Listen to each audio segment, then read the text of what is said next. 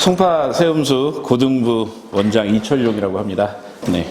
와주셔서 감사합니다. 네. 이제 고등학교 보내셔서 두 번째 시험 준비를 하고 있는데요. 수학 준비하시다 보니 느끼신 점이 참 많을 것으로 생각을 합니다. 중학교 때 선행을 할 때 느낀과는 사뭇 다르죠. 네, 사뭇 다르죠.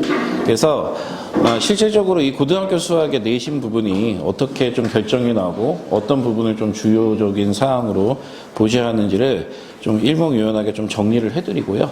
저희 학원은 그래서 어떻게 준비를 하고 있는지 좀 설명을 드릴게요. 우선 인근 학교들의 어떤 내신 석차는 등급 무엇으로 결정난다고 보십니까?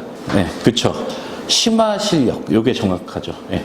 그래서 원래 저희가 선행을 할 때는 아이들의 수학 실력 혹은 진도에 되게 집중적인 공부를 했었는데 막상 고등을 올라 보니 딱 두 개입니다. 시험 성적은. 첫 번째, 타임 어택이에요. 시간 관리가 진짜 중요하더라. 왜냐? 자, 전 학교가 다 50분이죠. 인근에, 물론 아닌 학교도 있거든요, 전국적으로는. 하지만 50분의 시험 시간 동안, 자, 두 번째, 자, 몇 개의 심화 문항까지를 우리 아이가 풀어내냐. 딱 요 싸움이라고 생각하시면 됩니다. 자, 정리되셨습니까? 자, 50분의 시간 동안 우리 아이가 몇 개의 심화 문항을 풀어내냐. 자, 학교마다요, 심화 문항의 개수도 다르고, 심화 문항의 수준도 사실 다릅니다. 자, 만약에 심화 문항의 난이도를요, 그 수학 문제의 난이도를 1부터 10까지를 하고, 한 6부터 10까지를 심화 문항이라 할 때, 어떤 학교는 제일 어려운 문항이 난이도 8인 학교도 있고요, 9인 학교도 있고요, 10인 학교도 있고요, 7인 학교도 있어요. 단 8이 많이 나오고 9 하나 이런 학교도 있고요. 10이 2개, 나머지는 다 7 이런 학교도 있고요. 그래서 그것은 학교마다 학풍적으로 문항을 그렇게 내는 것인데요.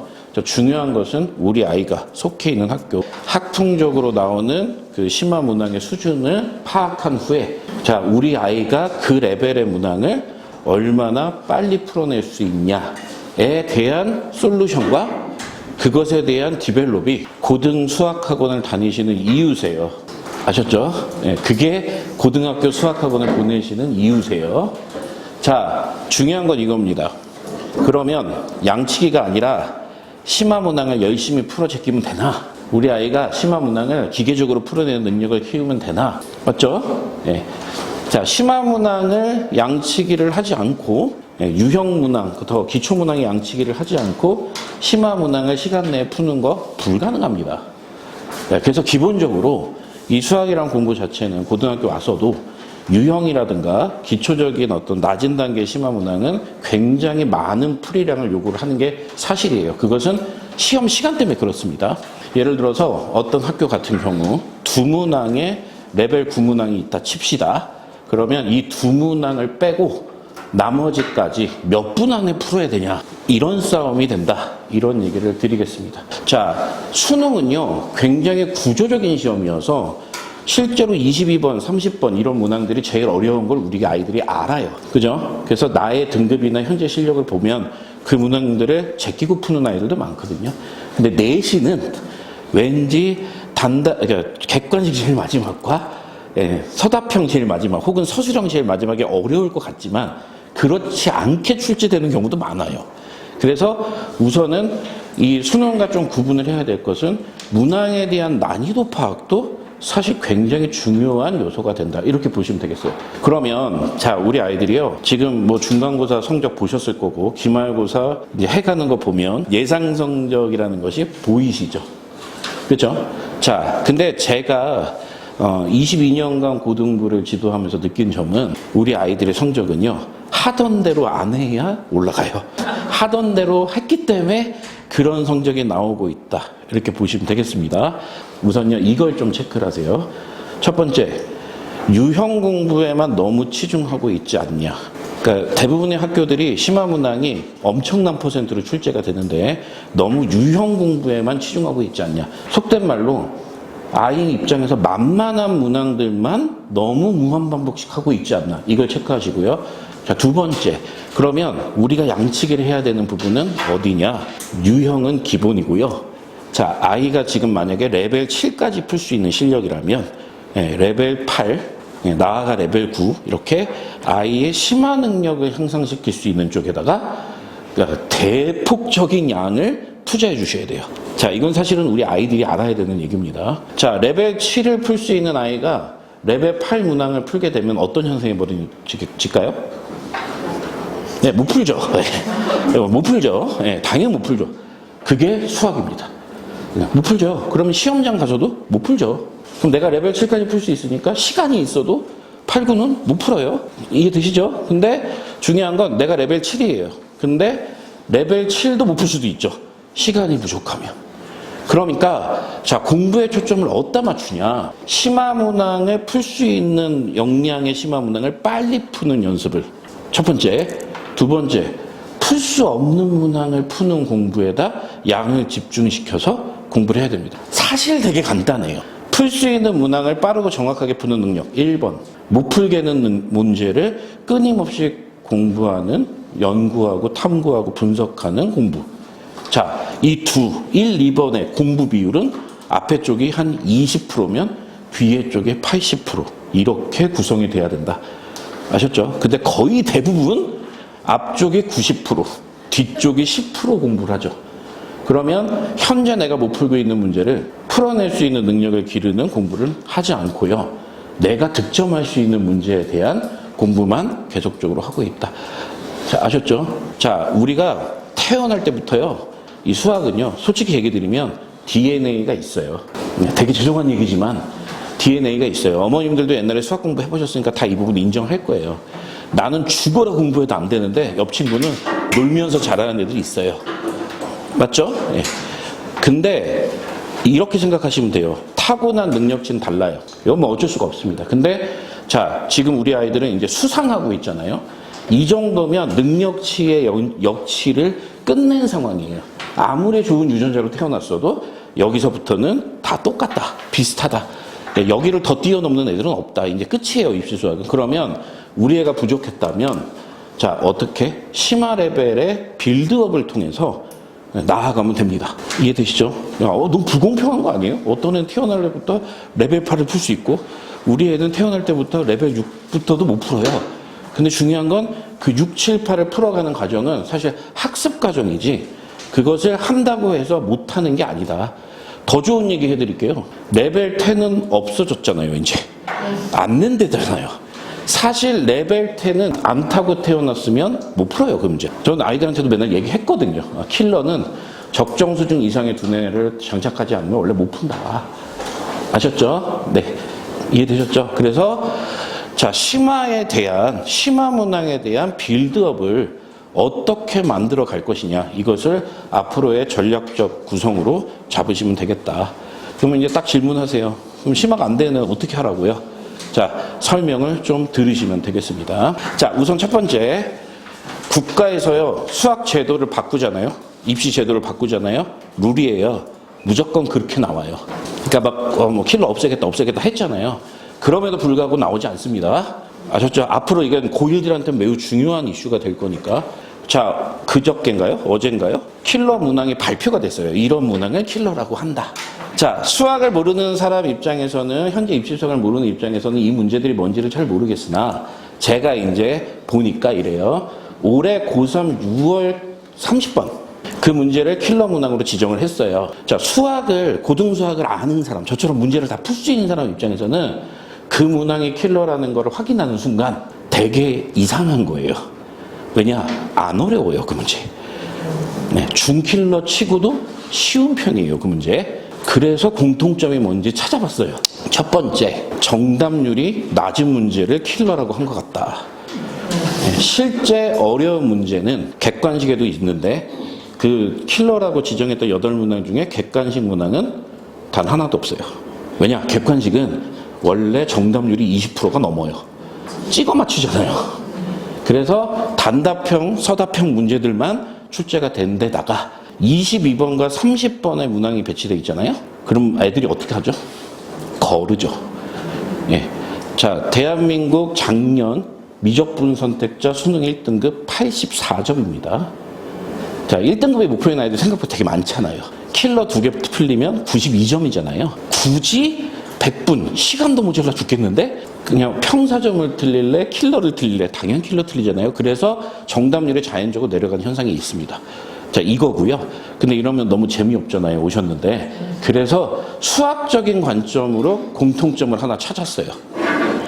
자, 아셨죠? 수학적인 공통점. 두 번째 공통점은 뭐냐면 킬러 문항 8문항 중에 그 도형 기하 문제가 하나 있습니다. 구 그려져 있고 좌표주 3디멘전 문제가 하나 있는데 그 문제를 딱 보면 밑에 뭐라고 써 있냐면 외적을 통해서 쉽게 풀이가 가능 이렇게 써 있어요. 외적이 뭐야? 모르셔도 됩니다. 네, 모르셔도 돼요. 우리 자녀분들도 몰라요. 네. 왜냐? 교육과정이 아니에요. 무슨 얘기냐? 그러면 그 30분 그 도형 문항이요. 외적 모르면 못 푸나? 아니에요. 우리가 배우는 현행 교육과정으로 풀 수 있어요. 단 제가 아이들이 고교 과정에서 배우는 교육 과정으로는 3분 정도 걸려요. 제가 풀면. 근데 외적을 이용해서 풀면 1분 20초, 1분 30초면 풀어요. 이해되시죠? 자, 거기에 합성함수 미적분 문제들 다량으로 킬러라고 얘기해놨거든요. 자, 사실 이래요. 학원에서 NT좌표라는 걸 가르쳐요. 대학교 수학에 나오는 얘기예요. 근데 실제로 현행 합성함수의 미분들은 NT좌표계를 안 쓰고 실제 고교 과정에서 배우는 합성함수의 미분법을 써서 풀 수 있어요.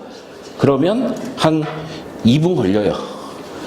이해되시죠? 근데 NT좌표계에 N좌표계를 써서 풀면 15초면 풀어요. 그러면 학원 입장에서 안 가르칠 수 없죠. 아유 뭐 구주입에 청어라면 다 가르칠 텐데 우리도 가르쳐야죠. 안 그러면 우리 애들이 아이들이랑 문제 풀다가 이거 뭐야? 왜 우린 이런 거 이렇게 하기 때문에 가르칠 수밖에 없죠. 이해되시죠? 상황은 현장 상황은 이해되시죠?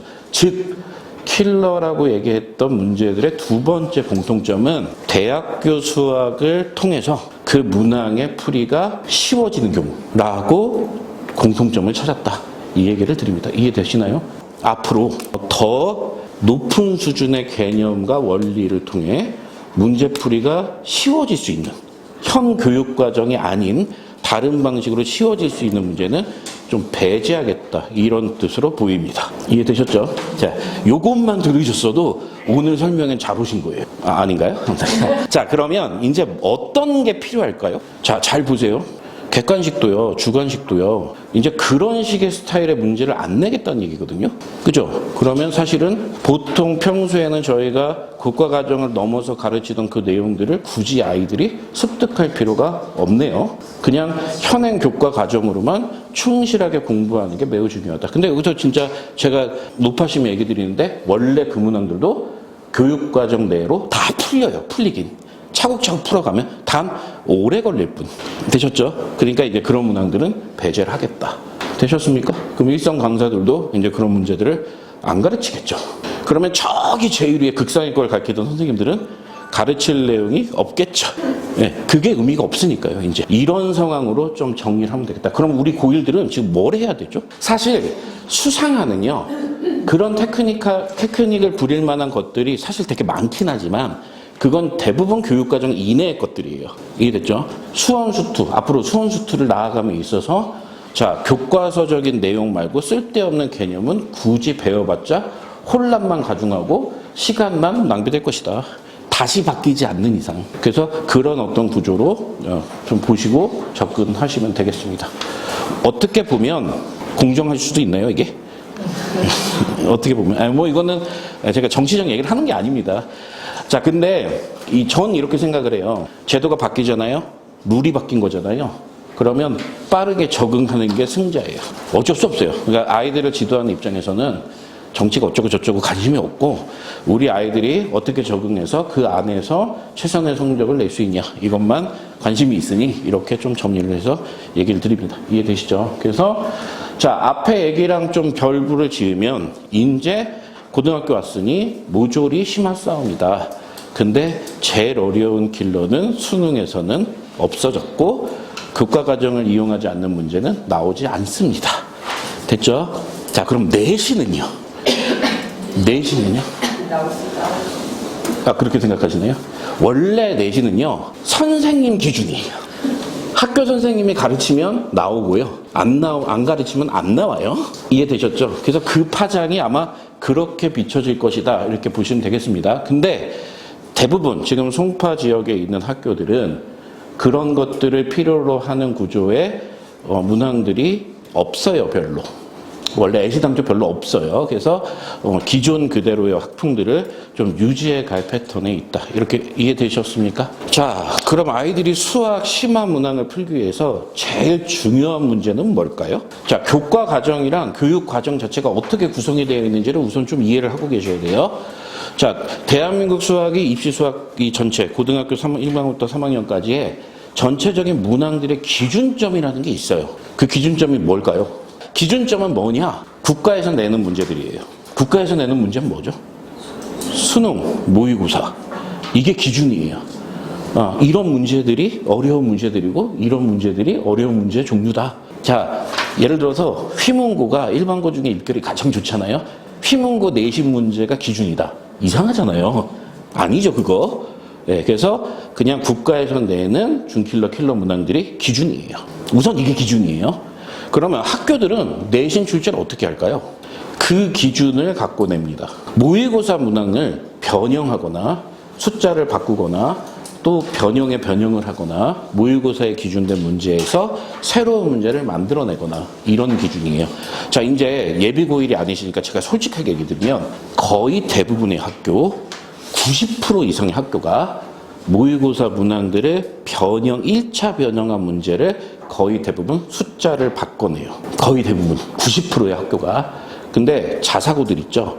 거기는 자체 개발 문제도 가끔 하나씩 나와요. 막 한 시험지에 막 자체 개발 문제가 5개 들어있고 이런 시험지 없습니다. 다 뻥이에요, 그거. 하나 혹은 많으면 2개. 단 거의 대부분은 기존 문제를 살짝 바꾼 문제들이 거의 주류다. 자, 그러면 구조가 어떻게 되어 있는 거냐면 모의고사나 수능에서 문제를 낸 거예요. 자, 우리 아이들 지금 수상하고 있잖아요. 그러면 수상 수화는 모의고사에 나왔던 문제들이 그것의 기본 베이스예요. 그것들을 어떻게 한다고요? 학교에서 변형해서 내요. 느낌 오시죠? 그러면 예전에 예를 들어서 보성고에 작년에 나왔던 준킬러 문제가 있어요.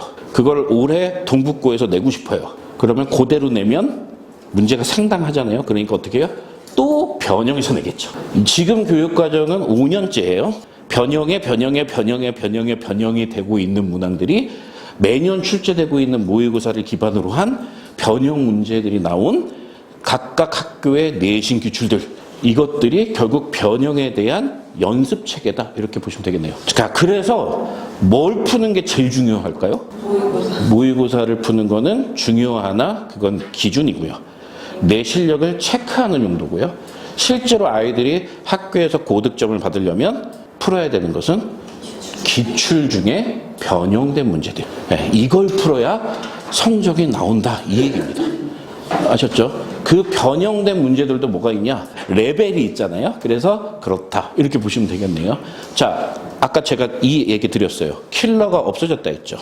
됐죠? 자, 그러면 시험이 쉬워집니까? 그쵸? 왜 아니죠? 그렇죠. 수학 시험은 시간이 무제한이 아니니까 결국은 어려운 문항이 많이 나오면 준킬러 문제가 어려워지면 오히려 더 어려워질 수도 있다. 변별력은 진짜 한 문항이 저만큼 어려우면 극상위권의 변별력을 둔 문제가 되겠으나 좀 낮은 문항들을 여러 개 배치하면은 극상위권이 아닌 상위권을 변별하는 이런 요소가 되겠죠. 이게 되시죠? 근데 그러려면 상위권 문항들 있죠. 준킬러를 어렵게 내려면 어떻게 낼까요? 기술적으로 수학적 개념과 원리를 이만큼 추가해서 약간 어렵게. 불가능해요. 이게 말이 됩니까 이게? 아니죠. 그러면 어떻게 내야 되죠? 없던 문항을 내야 돼요. 없던 문항, 여태까지 경험해보지 못한, 그걸 우린 뭐라 불러요? 세자로? 신유형. 이렇게 불러요. 신유형. 즉 그래서 준킬러 신유형을 대비하는 과정이 앞으로 매우 중요할 것이다. 그럼 학교 선생님들도 학교 내신에 킬러보단 뭐를 많이 출제하겠어요? 신유형. 신유형 어떻게 내겠어요? 모의고사 변형했던 다른 학교 기출들 들여다보면서 거기서 수학적으로 바꿀 수 있는 것들을 지속적으로 내겠다. 자, 즉 앞으로는 심화 문항, 최고 수준의 심화 문항은 신유형 준킬러급을 얼마나 잘 푸냐가 우리 아이들의 입시 수학의 완성이 될 거예요. 되셨나요? 우리 애는 센도 못 푸는데 지금 무슨 소리야? 걱정하지 마시고 센을 못 풀면 센부터 풀어야죠. 우선 유형이 완성이 된 상태에서 우리는 심화를 할 수 있으니까 유형을 완성을 하고요. 대신 심화의 끝은 여기다 이렇게 딱 짚어드립니다. 이해되시죠? 네, 끝까지 가면 돼요. 가면 더 이상 갈 데가 없잖아요. 근데 그 가야 되는 목표 지점이 더 낮아진 거예요. 네? 여기 뭐 계신 분 중에 혹시 우리 애가 작년 수능 봤더니 한 40분 만에 다 맞던데 뭐 이런 분 계시면 되게 죄송하지만 불행하신 거고요.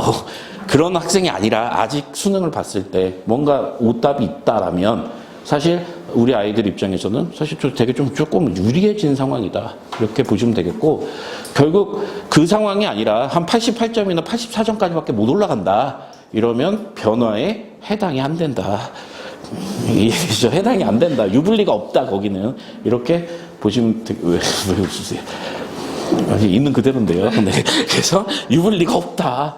네, 이렇게 보시면 되겠습니다. 결국은 만점선에 가냐 못 가냐, 한 개 틀린 애들이 하나 더 맞고 두 개 틀린 애들이 하나 더 맞고 요 아이들이 이익, 그 다음에 너무나 여유 있게 만점을 받던 애들에겐 불이익, 이런 현상이 될 것이다 얘기를 됩니다. 자, 내신과 수능 좀 정리가 되셨습니까? 네, 정리가 되셨죠.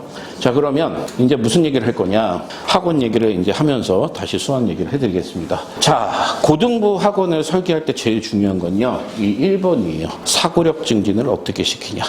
자, 초등학교 때 배우던 사고력 수학 얘기 아닙니다. 네, 하지 뭐 소마 필지 이거 아니에요. 네. 심화 문항을 풀기 위해선 우리에게 필요한 능력이 뭐냐? 심화 문항을 많이 알고 있으면 되냐? 좋죠. 유리하죠. 근데 비슷한 문제만 풀 수 있죠. 자, 제가 얘기했던 신유형은 그렇게는 풀 수 없습니다. 그래서, 자, 기본적인 어떤 갖춰진 심화 능력에 대한 문제를 알고 있는 상태에서 유연하게 대처할 수 있는 능력. 그게 수학적 사고력이죠. 그걸 이제 어떻게 기르냐에 대한 방법입니다. 첫 번째가. 자, 두 번째. 자, 정확한 진단이 필요해요. 어떤 진단이냐? 유형이 약하냐? 아니면 심한데, 심화 중에서 함수, 해석은 뭐 레벨 7까지 가능하고, 그렇죠? 경우의 수는 레벨 8까지 가능하고, 뭐 특별하게 방부등식은 대수 쪽은 뭐 레벨 10까지 가능하고, 이렇게 아이들마다 교과별로 격차들이 있을 텐데요. 그런 것이 고등부에서는 정확한 진단이고, 그것에 따르는 디테일한 솔루션이 존재해야 된다. 이런 얘기를 드립니다. 자, 세 번째는요, 지금 제가 얘기 드린, 여태까지 시작하고 나서 지금까지 얘기 드린 거 있잖아요. 그래서 그 과정에서 우리 아이의 포지션이 어떻게 앞으로 향상되고 나아갈 건가를 설계해주고 아이에게 동기부여시키고 그것들을 이끌어가는 과정, 이렇게 보시면 되겠고요. 네 번째는요, 어쩔 수 없어요.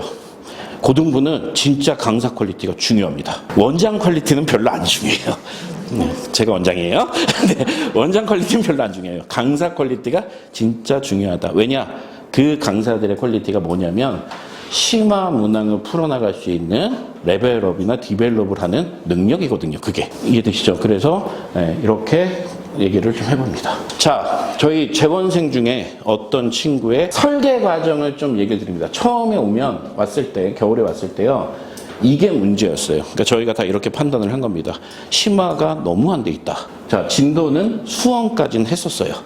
자, 우리 아이랑 좀 유추해서 보세요. 저희 학원은 내신을 2달을 하거든요. 2달. 시즌 1이 첫 번째 달, 시즌 2가 두 번째 달인데요. 그 시즌 1에 일품이랑 불라 이렇게 시중서를 풀렸다는 얘기예요. 이게 무슨 얘기냐면, 자, 일품은 뭐냐면 레벨 6 정도에 해당하는 시중서. 자, 불라는 레벨 7에 해당하는, 레벨 7, 8에 해당하는 시중서. 자, 여기서 무슨 작업을 한 거냐면요. 자, 일품은 그냥 되게 널린 문제들로 구성되어 있어요. 유명한 문제들. 네. 대신 블랙라벨을 풀지 않았으면 경험해볼 문제들이 별로 없어요, 사실은. 그러니까 좀 새로운 문항들이 좀 많이 풀린다. 그래서 시중서로 아이의 심화 능력을 살짝 워밍업을 해놓은 거죠. 풀린 다음에 여기서 말하는 이제 난이도 4는요, 레벨 8, 9, 10을 얘기해요. 저희 학원 기준에. 자, 그래서 그 문제로 초고난도 기출풀이를 했다. 이런 얘기입니다. 자, 초고난도 기출풀이를 하면 어떤 현상이 벌어지죠? 예, 하나도 못 풀죠. 근데 여기서 중요한 건 뭐냐? 1품과 불라를 풀렸더니 아이가 제법 잘 풀어요. 숨겨져 있던 능력이 있는 거죠. 심화 능력이 있는 거죠. 그러면 어떻게 하냐? 어차피 그 정도 수준까지 다 맞을 테니까 초어려운 것들을 양으로 승부하는 게 아니라 이 부분은 몇 문제를 못 풀더라도 따뜻하게 동기부여를 계속 시키면서 풀어야 돼. 애가 짜증 많이 낼 수 있어요. 그래서 그렇게 풀어서 실제로는 실수만 없었다면 100% 1등급이었어요. 아셨죠? 그런 식의 어떤 결과를 만들어낸 친구다. 자, 두 번째 친구는요, 보성고 전교 1등 한 친구입니다. 보성고의 이번 중간고사 때 90점대가 이 친구 하나인 것으로 알고 있어요. 자, 보시면, 맨 처음에 수투까지 선행했고요. 이 친구의 가장 큰 약점은 선행을 할 때 모의고사나 기출에 대한 경험이 전무. 이해되시죠? 시중서로만 공부를 해온 친구예요. 자, 이런 친구들의 가장 큰 약점은 뭐냐면 킬러를 못 풀어요. 거의 대부분. 심화서로만, 시중서로만 연습을 해야 하기 때문에. 그래서 쉽게 보면 그냥 이 얘기예요. 인근 학교 기출을 킬러만 모아서 죽어라 풀렸어요, 그냥. 자, 무슨 얘기인지 아셨겠죠? 아이한테 필요한 심화 부분에 대한 양식이에요, 이게. 자, 그래서 혼자 90점대 맞고 전교 1등 했습니다. 이해되십니까? 자, 한 번 이렇게 올려놓잖아요? 그러면 계속 잘해요. 왜냐면 본인이 내가 어떤 부분을 해야 되는지를 정확하게 알 수 있다. 너무 이렇게 잘하는 애들만 하면 거짓말 같잖아요. 그래서 자, 이 친구도 굉장히 훌륭해요. 자, 저는 아이가 1등을 하는 것도 중요하지만 본인의 실력을 계속 늘려가고 있으면 정말 훌륭하다고 생각합니다. 자, 보시면 수상 나가다 중단, 수화는 아예 보지도 않은 상태로 작년 11월에 입학을 했어요. 요거는 이제 계획이고요. 시즌1에 수상 불라를 도전했는데 거의 못 풀었어요. 거의 풀 수 없는 상태. 왜냐면 이렇게 풀 수가 없죠. 하지만 도전을 했고 난이도 3이라면 레벨로는 6, 7 정도 됩니다. 6, 7 정도의 문항을 엄청 풀렸어요. 자, 이 친구는 지금 어떤 상황이냐면 8, 90은 못 풀어요. 아직 못 풀어요. 하지만 6, 7까지는 완전히 마스터가 됐어요. 이제. 자, 그러면 이제 수화를 하면서 2학기 때 8, 90을 풀 수 있는 가능성으로 나아가는 거죠. 이게 심화에 대한 맞춤식 학습이에요. 그래서 이 친구는 3등급 상위권을 하긴 했으나 앞으로 엄청난 기대가 된다. 이렇게 보시면 되겠습니다. 자, 아이들 심화시킬 때 현재 그 교과나 단원에 대한 수준을 정확하게 판단해서 턱에 차게 약간 넘어도 돼요. 턱에 차게 이렇게 시키시면 하나도 안 늘어요. 이렇게 시키면 집이 전쟁터가 될 겁니다. 그래서 딱 이렇게 해서 이걸 자꾸 이렇게 좀 이상하네요. 목이 이게 자꾸 이렇게 턱을 끄집어 올리는 이런 구조의 심화 공부를 시켜야 아이가 성적이 상향적인 방향으로 바뀐다. 이런 얘기를 드립니다. 이해되십니까? 자, 어머니 꼭 우리 학원을 안 다니실 수도 있으니까 만약에 아이가 심화 문제를 풀고 있으면 정답률이 50% 정도가 적당한 거예요. 50%. 90% 되잖아요. 공부 완전 시간 낭비 다 하고 있는 거예요. 아무 의미가 없어요. 10% 되잖아요. 아이가 정신적으로 충격을 받고 있는 거예요. 그러니까 과해도 틀렸고 부족해도 아니하면 못하다. 이렇게 보시면 되겠습니다. 그래서 실제로 고등학교에서는 이 심화 설계를 진짜 잘해야 됩니다. 자, 만약에 우리 아이가 지금 중간고사 때 50점도 못 맞았어요. 그러면 유형이 덜 돼 있는 거예요. 아셨죠? 그럼 그런 친구는 어떻게 해야 돼요? 유형을 우선 다 해야 돼요. 유형을 다 하고 나면 심화가 어디쯤 되는지 저도 알 수가 없어요. 그거는 유형을 다 한 상태에서 심화 능력이 나와요. 그럼 그 나온 상황에서 시중서로 빌드업 한 후에 거기에 맞는 기출로 마무리 작업 이렇게 해야 우리 아이들이 실제 시험 성적을 최대한 많이 받아오더라. 자, 이런 과정에 있다. 이렇게 보시면 되겠습니다.